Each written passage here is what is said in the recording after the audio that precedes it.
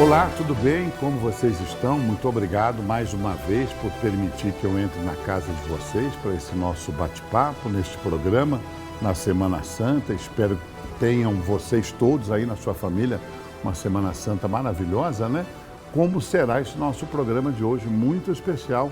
Eu recebo Dom José Otácio, ele que é bispo auxiliar da Arquidiocese de Belo Horizonte. Tudo bem, Dom José? Tudo bem, Carlinhos. Prazer em recebê-lo num sábado tão especial dentro do calendário da Igreja Católica, né?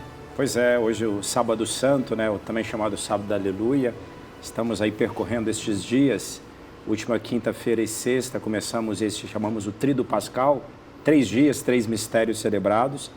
Aquela missa da instituição da Eucaristia, que refaz aquele rito onde Jesus se entrega através do pão e do vinho, como modos de entrarmos em comunhão com Ele. Também a missa onde se faz o lava-pés, recordando a memória do capítulo 13 de São João, esse gesto humilde de Jesus que deve impregnar, deve marcar a nossa vida como cristãos. E ontem, na Sexta-feira Santa, nós celebramos então a entrega de Jesus, a sua morte. É o único dia, aliás, Carline, que não tem missa, não se celebra missa. Ontem não teve missa. Porque a Sexta-feira Santa, propriamente porque visto que o Mestre morre, não há sentido fazer o memorial da sua vida, se pode ser. Então, faz-se a celebração da paixão. Então, às 3 horas da tarde, esse é o horário fixado, né? Faz-se a celebração da paixão. E entramos, então, hoje, amanhã deste sábado, grande silêncio, e agora à noite começamos, então, a abrir o sorriso, porque começamos a celebrar o ressuscitado. O único dia forma a vigília do sábado com o domingo, o dia do ressuscitado. Cristo ressuscitou, aleluia. Aleluia. Venceu a morte com o amor. Há um hino muito tradicional com esses versos. Sabe que esse hino que você está falando é do bispo que me ordenou padre, Dom Carlos Alberto Navarro, Olha, que foi o arcebispo de Niterói, de onde eu estou vindo como padre. esse hino marca, acredito, né, muito a vida da Igreja Católica, dos católicos. Ah, perfeitamente. A letra é muito densa, a poesia, e fala deste mistério que é o centro, né, o centro da nossa fé, a nossa esperança. Dom José, nós tivemos celebrações maravilhosas nos últimos dias nesses municípios de Minas que carregam a religiosidade, a fé. Diamantina, vimos missas maravilhosas aqui em Sabará, Ouro Preto, Mariana. Minas é religião? Minas é fé? Então, essa é a percepção, né? Embora eu seja mineiro, tenha estado fora... O senhor é mineiro da divisa do Rio Doce com Jequitinhonha, Perfeito. Né? São Sebastião do Maranhão. Lá para o lado de Capelinha. Isso. Seria bom saber entre os seus ouvintes quem conhece esse minúsculo município. Mas retornando agora às terras mineiras, essa é a percepção, né, de como essa questão cultural e religiosa está entranhada, muito costurada, né? A sensibilidade que se percebe nas procissões. Eu estive em Caeté, em Sabará, nestes dias, e foram dias muito especiais, assim, de sentir essa proximidade das pessoas com o religioso e o cultural, né? Está neles, né? Eles vivenciam isso. A igreja sente o turismo religioso, que já há 2 ou 3 anos o governo do estado tem incentivado esses roteiros religiosos dentro de Minas Gerais. A igreja sente esse turismo? Há esse turismo hoje dedicado às celebrações? Então, nós temos procuras, né? Nós temos santuários importantes, um destaque especial para o Santuário Estadual de Nossa Senhora da Piedade, ali em Caeté. Lugar maravilhoso. Extraordinário. Mas que pode ser feito mais, Carline, pode ser feito mais. Por esse motivo que falávamos da proximidade do cultural com a fé, certamente o turismo religioso tem muito a ser feito ainda. Caminhos nas estradas, como nós temos em outros lugares, né, para fazer essas caminhadas, e o aspecto ecológico, né, pode fazer um bom casamento, esses aspectos todos, cultura, fé, né, o ecoturismo chamado. Trilhas, né, religiosas. Perfeitamente. Nós temos trilhas famosas no mundo, como o Caminho de Santiago, né, que muitas pessoas de variadas religiões percorrem em vários trechos, né, de reflexão e celebração. Perfeito. E nós temos aqui trajetos, né, históricos dentro de Minas Gerais, com acesso, eventualmente, por que não, até a Basílica de Aparecida, pensar uma coisa com assistência de peregrinos. Já existe alguma coisa. Nossa fala é só, pode ser mais, né? Pode ser mais bem, digamos, utilizado este caminho. Procede que a Basílica de Aparecida é a maior e só perde para o Vaticano, para a catedral? Me parece que sim. Tá? Essa pergunta tua mas me parece que seja. Como templo, como construção. Imponente, perfeito. Né? Perfeito. Temos, né, no mundo aí catedrais enormes. Eu queria fazer uma pergunta para o senhor. O senhor foi nomeado pelo Papa, claro. O senhor hoje é bispo auxiliar do Arquidiocese da relevância, né, de Belo Horizonte. O senhor é nomeado pelo Papa e este Papa tem, acho que já está uns 10 anos já, né, o Papa Francisco. Esse Papa ele tem feito um caminho um pouco diferente dos papas que o antecederam. O senhor concorda? Concordo. Cada Papa, né, Carline, tem o seu específico, né? Talvez o que esse Papa me toca muito, né? Até porque essas atitudes dele de proximidade, pensa, frases, ou pelo menos expressões dele como que os padres, os bispos também tenhamos cheiro de ovelha, né? Então, são expressões que falam de proximidade. Então, esse Papa tem, digamos, no DNA dele a questão da simplicidade e de gestos, porque ele quer, seja, que a vida dele seja assim, mas ele gostaria de passar essa mensagem também para outras pessoas, né? Imagina se isso chegasse não só intra-eclésia, né? Mas também que fosse, também os nossos governantes tivessem atitudes assim. O senhor já pensou que beleza? Então eu vou me lembrar da época que ele assumiu, que ele foi ordenado, né? Ordenado, Papa? Não, Papa não é ele ordenado, é eleito no conclave, eleito Perfeitamente. pelos cardeais menores de 80, Isso. Só os jovenzinhos. Me recordo que ele abriu mão das vestes protocolares de um Papa, os sapatos, alguns dos itens das vestes, ele abriu mão, ele dizia que ele ia seguir usando o mesmo sapato, que ele era um padre como outro qualquer, e inclusive a residência oficial do Papa, ele não passou a residir lá e continuou a morar Santa Marta, Marta, dentro da residência dos bispos lá de Santa Marta. Já foram sinais muito fortes. Né? O próprio nome dele, né, Carline? O nome de Francisco já faz ecoar uma mensagem muito forte, né? Mesmo quem nos assiste, nem todos são católicos, mas todos sabem quem foi São Francisco de Assis, né? Aquele homem que tinha coisas, seu pai, ele despoja de tudo. Abriu mão. O estilo de vida, é uma pessoa reconciliada profundamente consigo, com o criado, com o Criador, né? Então, o Papa aqui, o Bergoglio, né? Jorge Bergoglio. Cardeal Bergoglio. Argentino. Isso, Escolhi esse nome de Francisco, depois o conjunto dos gestos dele, né? Muita coisa, penso que a mensagem já foi dada, né? Chegou em muitas, haja vista outros ambientes que eu vou, também como bispo, que não são todos católicos assim, eles sempre lembram desses gestos do Papa, né? Então, a mensagem chegou, a mensagem está deixada aí para a posteridade. Diz que ele já alterou até os ritos de homenagens vindo a falecer, o que nós esperamos que ele se restabeleça por completo da saúde, né? Mas diz que ele já estabeleceu novos ritos de homenagem em função dos funerais de um Papa. Diz que ele abre mão até de ser sepultado na cripta dos papas dentro da Catedral de São Pedro. Procede? É notícia, né, ouvida, publicada, de que ele desejaria ser sepultado em Santa Maria Maggiore, né? Santa Maria Maior. Esse é um desejo. Ele vive rezando lá. Né? Perfeitamente. As viagens dele são sempre iniciadas e concluídas lá. Ele tem essa relação com a Virgem Maria muito particular. Mas esse sobre os protocolos, né, do duplo caixão, né, de alguns dentro do ritual, o que eu percebo assim, Carline, é que pensemos um Papa antes dele, o Papa Bento XVI. É o perfil sendo conhecido que o que estava ele tendia a seguir. Bem tradicional, conservador. Ou seja, como estão as coisas, ou seja, há um motivo sério para mudar? Então, eu percebi. Agora, então, o Papa Francisco, o perfil latino, né, e também tem a sua densidade espiritual jesuítica, ele percebeu que não está bom como está. É preciso algumas coisas, e não está em torno da essência, mas cá entre nós, isso toca o olhar sobre o essencial, né? Ou seja, essas coisas que poderiam ser só circunstanciais, quero ser sepultado dessa maneira, ou esse nome, mas isso faz nos ver o essencial, que é a pessoa de Jesus, que é a mensagem dele, no aspecto mais genuíno, né?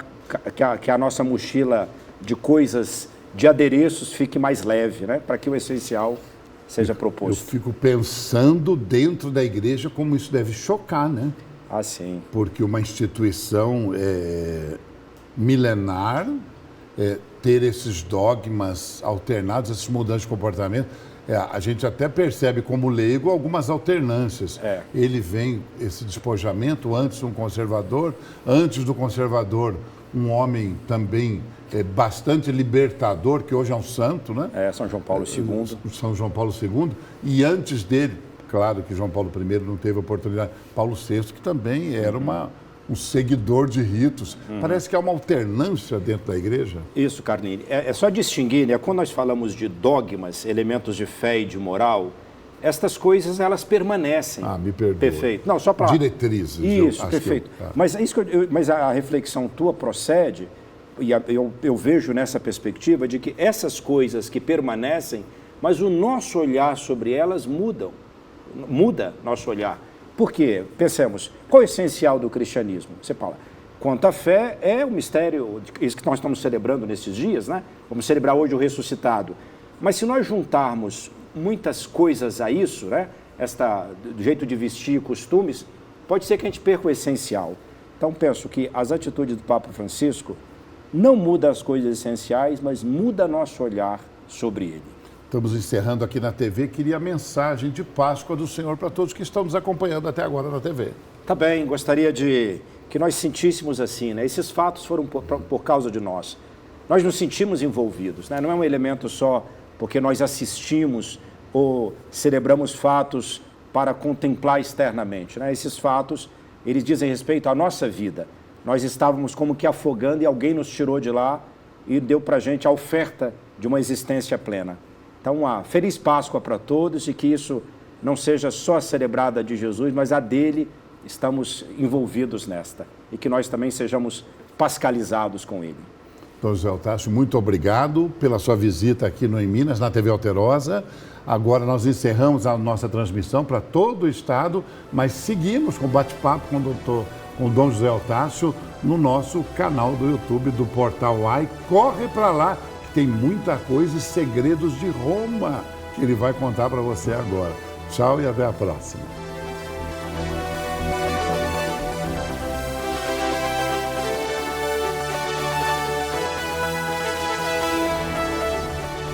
Para você que veio da TV, está aqui no canal do Portal AI do YouTube, nos acompanhando. Seguimos com o nosso bate-papo muito especial neste sábado de Aleluia, né? Neste sábado santo, com Dom José Eustáquio, que é bispo auxiliar da nossa arquidiocese de Belo Horizonte. Dom José, o senhor é um homem que conhece tudo lá em Roma, né? O senhor dirigiu o Colégio Pio Brasileiro? Foi isso. O nome é Colégio Pio Brasileiro. Pontifício Colégio Pio Brasileiro. Que recebe os padres brasileiros que estão trabalhando, estudando em Roma? Isso, que estão estudando, né? Os bispos enviam para que estudem isso, para que estudem... Como é que é? Quantos são? Qual é o senhor que foi reitor lá, comandou lá? Há um processo, né, de envio deles, o bispo que faz esta triagem, né, entre os seus, aqui nas dioceses do Brasil. De regra, mais jovens, falamos entre 30 e 40 anos, né, que eles possam... Meninos. Digamos. E eles vão lá, tendo feito já a graduação, filosofia e teologia, eles vão para fazer mestrado e doutorado ou uma coisa somente, né? Há quem faça o mestrado aqui, o doutorado lá e vice-versa. Então, eles vão lá para estudar nas universidades romanas, muito conhecida a Gregoriana, né, que digamos, capitaneada, ela é cuidada pelos jesuítas. Você tem outras universidades, tem a universidade lá onde o Papa São João Paulo II estudou, dos dominicanos, né? Então, tem a Santa Croce, ligada ao Opus Dei, tem a Universidade Afonciana dos Redentoristas. Ou seja, tem várias universidades e os nossos padres brasileiros vão lá e são acolhidos nesse colégio e estudam nessas universidades. E são quantos de uma vez? O colégio comporta quantos padres? Até uns 150 padres. Bem grande. É um colégio muito grande. Está ali mesmo na Via Aurélia, né? Está próximo ali a uns 3 quilômetros do Vaticano, é muito próximo. Eu não lembro o nome da avenida, mas se eu pegar uma vai dar certinho. Isso, a Gregório VII. Gregório VII. Isso. Direitinho, chega rapidinho. E já que chega rapidinho, esses jovens padres brasileiros, alguns deles permanecem no serviço em Roma e vão trabalhar no Vaticano ou não existe nada disso? Existe sim. Existe? Não é pelo fato de que estejam lá que permaneçam, né?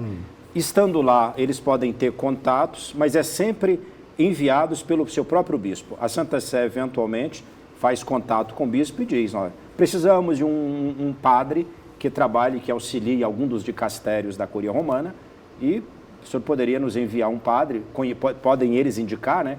Conhecemos o padre fulano, que cursou tal disciplina, direito canônico, poderíamos nos auxiliar.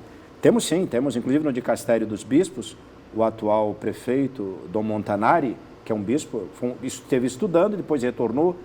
Também, o Monsenhor Flávio, que me parece da Diocese de Campo Limpo, também é um estudante que também está colaborando. Pode acontecer isso, Carline. Enquanto está estudando, colabore também junto ao Vaticano. Se for pecado, o senhor fala, hein?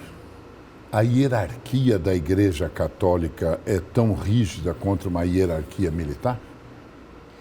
Nós estávamos falando do Papa há pouco, né, do Papa Francisco. Depende sempre de quem está à frente, dá o tom, né? Então, ela não é tão rígida quanto ao aspecto, digamos, desta obediência, digamos assim, ao que é estabelecido, se não tem uma pena, né? Então, porque os bispos, a hierarquia, os bispos têm uma relativa autonomia na sua diocese. Então, exceto aquilo que a Santa Sé explicitamente pediu, para mudança de bispo, mas eventualmente, vamos dar o caso, se a Santa Sé propusesse a um bispo, eu gostaria que você fosse para uma diocese, se o bispo tiver motivos, argumentos para não ir, ele pode argumentar. O Papa não vai falar, eu quero que você vá de qualquer maneira. Tem que ir. Não, essa linguagem, ela não... Porque ela nem é evangélica, né? Porque pode ser que o sujeito, ele tenha motivos que justifiquem, não sabidos, não externados, mas dentro dele. Então, isso se entende, né? Também na relação nossa dos bispos com os padres, também é uma relação, tendemos a esta, eu diria até assim, é uma experiência de obediência que a gente procura sempre respeitar o caminho espiritual do padre, né? Não vai para qualquer lugar. Eventualmente, o padre cuidar de um santuário. Pensemos, nós temos muitos santuários. Santuário da Piedade. Que maravilha. Eu tenho vontade de voltar lá. É a segunda vez que o senhor fala, ô lugar mágico. Pois é, então, que volte. Mas lá exige algumas aptidões para um padre que esteja lá, que pode ser que o bispo, ao indicar alguém, ele, claro, normalmente o bispo, né, dá uma perscrutada prévia. Uma sondada. Mas pode uma sondada. Mas pode acontecer que, né, só para dizer, não é igual, porque do que eu conheço no meio militar, falou, obedeceu, está sempre em prontidão, né? Então há nuances, né? Não que a gente sempre espera que o espírito evangélico possa ser aquele o ar que respiremos em todas essas decisões. Vamos falar da nossa arquidiocese, então. Um abraço, querido Dom Valmor, recebo um abraço sempre muito gentil, muito atencioso, que eu estava pensando aqui enquanto o senhor falava como bispo auxiliar, né? O senhor tem um arcebispo que é uma tranquilidade, né? Que é uma pessoa de uma lhaneza, de um respeito com todos, né? Raro. Hoje, a nossa arquidiocese tem Dom Valmor e os senhores são em quantos bispos auxiliares? Somos 5, né? São Dom Júlio César, Dom Joel, Dom Nivaldo, Dom Edmar e eu. Nós somos Dom Edmar e eu chegamos mais recentemente. Já tem um ano que o senhor está? Eu cheguei dia 1º de setembro, né? Comecei a missão, meses. Então, estamos começando. Mas, então, sobre Dom Valmor, então, ele se tornou, porque foi ele que me enviou para Roma. Ele era, então, o presidente da CNBB, né? Da conferência. Então, foi ele que um dia falou, Padre José Eutácio, a igreja nem falou, te convido, te proponho, ele falou, é uma convocação. A igreja o chama a Roma. O convoca a Roma. Então criou-se um vínculo entre nós e devido à missão lá, ele gostava de uma palavra que a mim me fazia muito bem, eu te proponho ser retaguarda para você. Ele dizia assim. E ele foi. Então criamos um vínculo, depois, certamente, quando um bispo auxiliar vem com a diocese, é porque o titular o quis, o desejou. Confiança extrema. Perfeito. Né? Então ele sinto que tem a mão dele aí, e ele, eu sinto assim, Carline, ele junta em si duas características que nós encontramos, por vezes, desenvolvida uma ou outra nas pessoas. Esta capacidade de gestão, de governo, de resolver problemas, de encaminhar processos, e, ao mesmo tempo, esta candura no trato intenso com cada pessoa. Ele passa e conhece as pessoas pelo nome, fala com as pessoas. Ele não diz, tudo bem, estou passando. Não. Ele te cumprimenta, tudo bem, Carline? Sabe coisas que você, eventualmente, ele te pergunta sobre a vida. Eu me sinto assim, eu penso que não só eu, pelo fato de ser auxiliar dele, mas as pessoas sentem que ele se interessa por elas. Executou já, né? Sonhou com a Catedral Cristo Rei, buscou o apoio e está aí a catedral, está praticamente pronta. Está sendo utilizada, né? Já está. Perfeitamente. Completamente. Isso. Obviamente, quanto à construção... O último projeto de Niemeyer. Né? O último projeto. A cereja. Eu sou suspeito de falar isso também. Por causa de Niterói? Por causa de Niterói. Que museu maravilhoso também. Mas só deixamos esse aspecto. Então, a obra está 65% construída, mas isso não quer dizer que não estejamos já utilizando. Então, a parte construída foi preparada para já ser utilizada na parte de instalações de governo da diocese, a parte de culto e também a parte de assistência, né, com os mais pobres.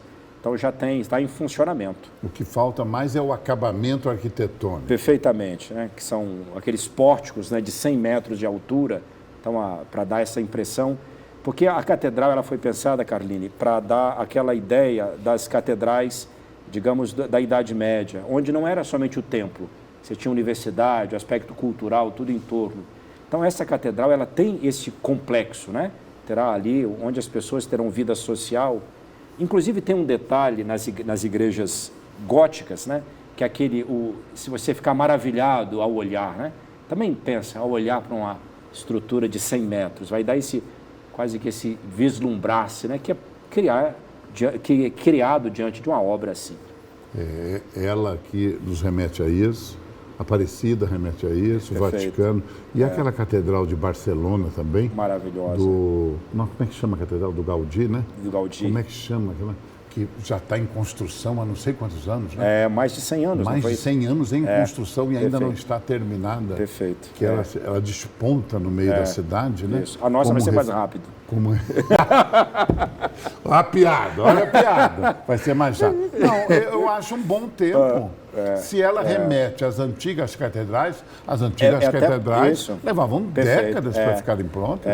Isso, perfeitamente. Diz respeito a todas elas. Isso aí. O senhor é especialista, doutor em teologia bíblica. Isso. Quando a pessoa fala, ele é doutor em teologia bíblica, o senhor fica estudando a Bíblia o dia inteiro? Isso quer dizer que eu estudei as línguas nas quais a Bíblia foi escrita. Sânscrito? Não, ela foi escrita...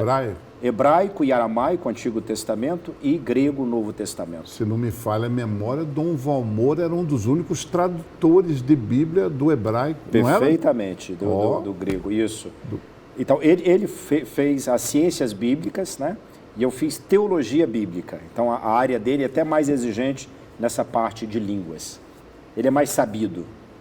Mas aí o senhor domina o grego... e o hebraico. E o hebraico, e estuda a Sagrada Escritura no original. Perfeitamente. Então, o que me faz perguntar, tem diferença o texto? Faz diferença. Faz diferença porque as línguas, por mais que você traduza, elas são carregadas, a língua é uma perspectiva sobre o real, né? Você não só traduz, é um jeito, é uma perspectiva, é um jeito de olhar. Só para dar um exemplo, o hebraico. O hebraico é uma língua plástica, é uma língua que você fala, ela é coisas. O elemento conceitual ela é mais grega, que as nossas línguas comportam em si, ou seja, abstrações, não sei se faz entender, conceitos mais abstratos. Né? O hebraico, por exemplo, você diz, eu tive um sonho. O hebraico diz, eu sonhei um sonho. Esse é o jeito do hebraico expressar, né? Mais enfático até. Mais enfático. Ele repete a ação. É muito comum. Jesus diz na última ceia, desejei ardentemente comer convosco esta Páscoa. Desejar ardentemente eu desejei desejando. Inclusive o grego tem um semitismo, ou seja, pegou alguma coisa que é da estrutura do hebraico e trouxe para o Novo Testamento. Porque o grego do Novo Testamento tem muito, né, da mente de um judeu atrás ali. Dom José Eustáquio, nós estamos caminhando para o encerramento do nosso encontro. Como se encontra hoje a Igreja Católica no Brasil? É ainda a maior nação católica do mundo? Vemos grandes movimentos de jovens da Igreja Católica, encontros mundiais, mas de outra maneira a gente percebe os jovens um pouquinho grudados nos devices, né? No celular, no iPad, um pouco longe do espiritual. Como é que o senhor analisa hoje? Carline, há movimentos que são além da igreja, né? As grandes instituições, todas elas, neste momento, se sentem abaladas, digamos, nas suas propostas de totalidade, né? Então, a Igreja Católica entra aí também, ou seja, o intuito de dar uma verdade para todos, né? Que seja universal, perene. Então, todas as instituições, porque as linhas de filosofia foram desconstruindo isso. É o nosso tempo, nós temos é o que tem para hoje, se pode dizer. O específico da igreja no Brasil, nós sentimos assim que ainda temos, esta é a maior nação católica ainda, né?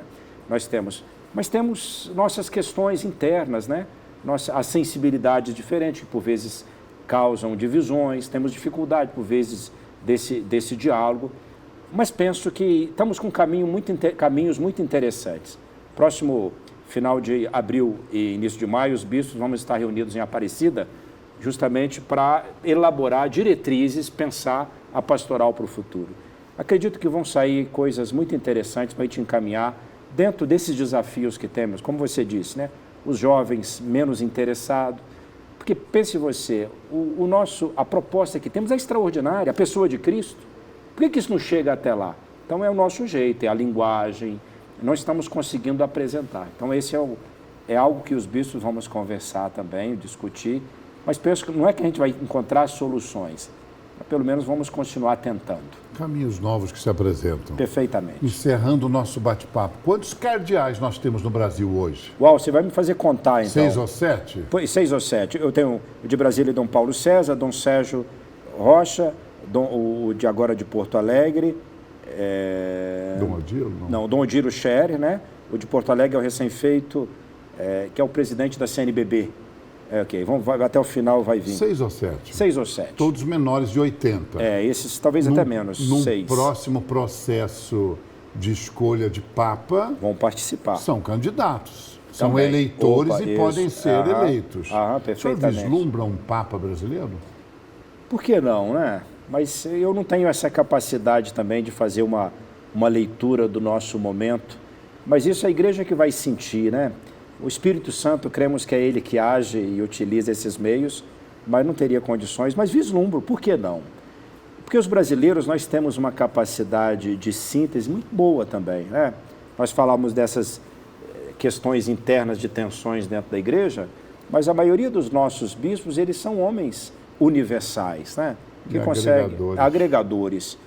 Então, penso que assim, temos possibilidade. José, muito obrigado, viu? Com alegria, tá? Uma feliz Páscoa para o senhor. Para você também. Obrigado pelo carinho de ter vindo aqui ao nosso portal, a TV Alterosa. Com alegria. Gente, muito obrigado. Até a próxima. Tchau.